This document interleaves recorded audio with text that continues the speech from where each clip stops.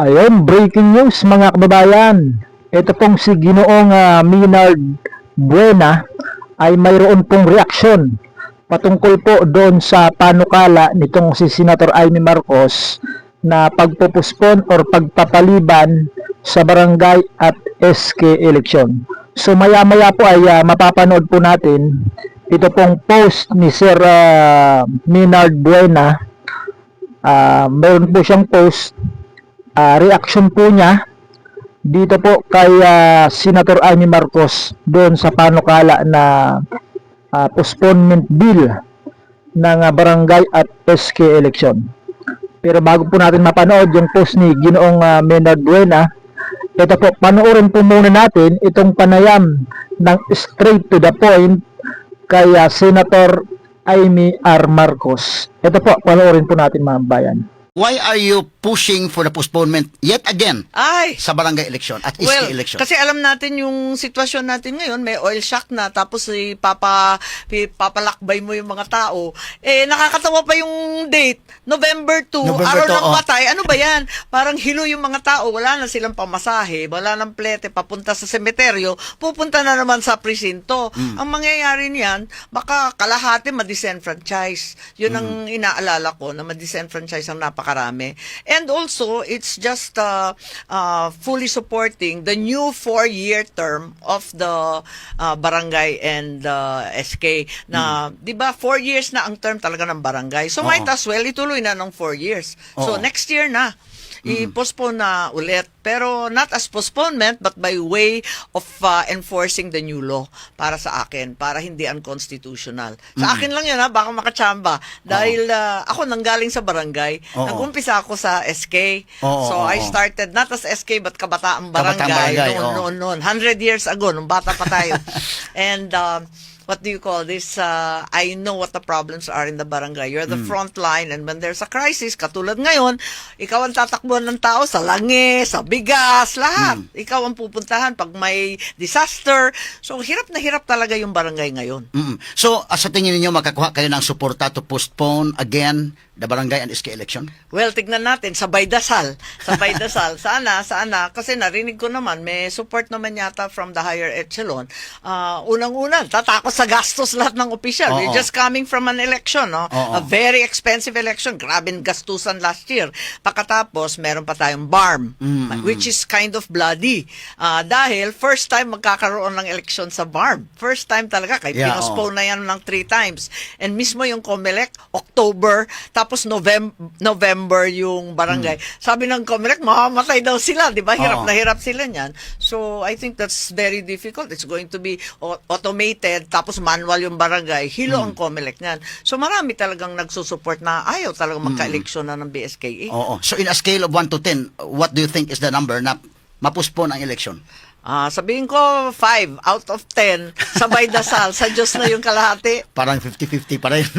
Kasi nga may objections of the previous Makalintal decision na unconstitutional yung postponement. Pero I don't think this is frivolous or trivial because the oil shock is an international disaster for everyone. There is really a justifiable reason of postponing actually because of what is happening now. Yes, correct. Hindi naman ito normal. Talaga naman fortuitous event ito. Hindi naman natin akalain magkaganito at parang hindi matatapos kasi walang katapusan yung diskusyon. Banat pa rin ang banat, bomba pa rin ang bomba, walang tapos.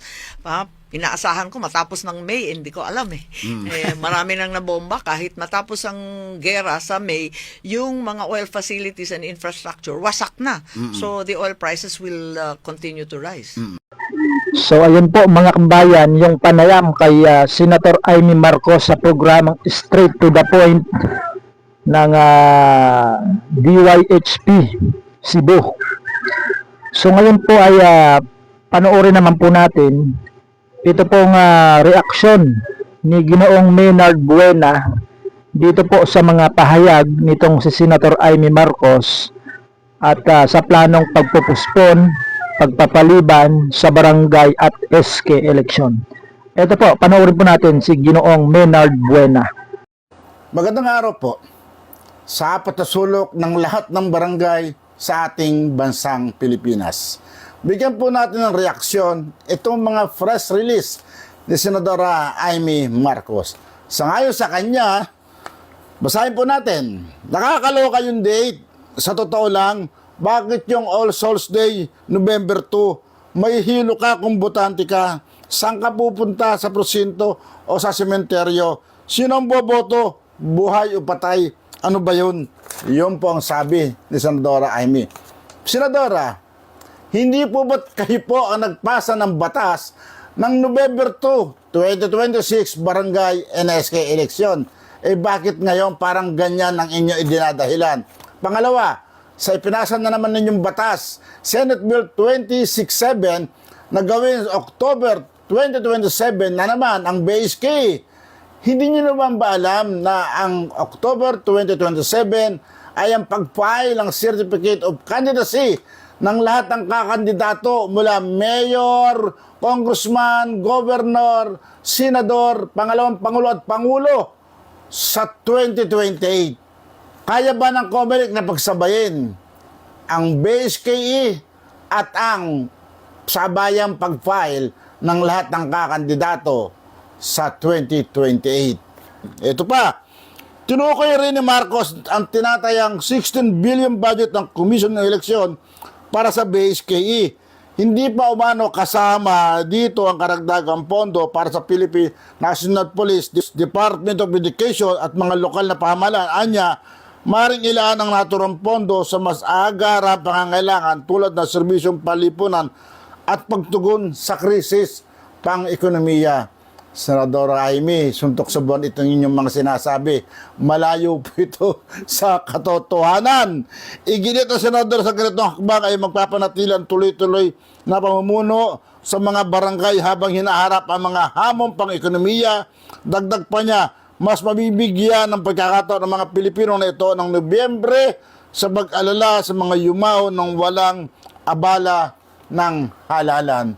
Paano naman po yung October 2027? Sabay nga po ang filing ng Certificate of Candidacy sa inyong panukalang pag-postpone ng BSK at gawin October 2027. Senador Amy Marcos, pinag-iisipan niyo po bang mabuti ang lahat ng inyong panukalang batas? Hindi na po nakakatuwa. Nagiging busy ninyo ang walang balidong dahilan na pag-postpone ng mga barangay eleksyon.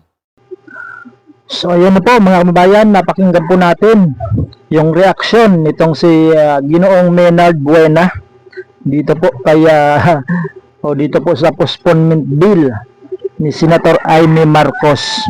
Talagang suntok sa buwan mga kababayan at napakalayo sa katotohanan. Ito pong mga dahilan nitong si Senator Amy Marcos mga kababayan. So ito po, magbasa po tayo ng komento ng ating mga kababayan patungkol po sa post na yan ni Ginoong Maynard Buena. Ito po, babasahin ko po sa inyo ang komento ni Ann Beckford. Senator Amy, November 1 po ang All Saints Day. November 2 po ang BSK. Don't mix it up po. Pinaghalo nitong si Senator Amy Marcos. Alan Biranga, nasa baba ang utak yan. Malabnaw daw yung utak. Christine Laksamana, ay wag na po, papansin yan. Mang Maynard, wala na siyang ibang maisip. Di na yan iboboto ng mga tao sa next election. Yan po yung sabi ng nag-comment. Senator Amy Marcos, hindi ka na daw po iboboto sa next election kasi postponement yung nasa isip mo ng BSKE.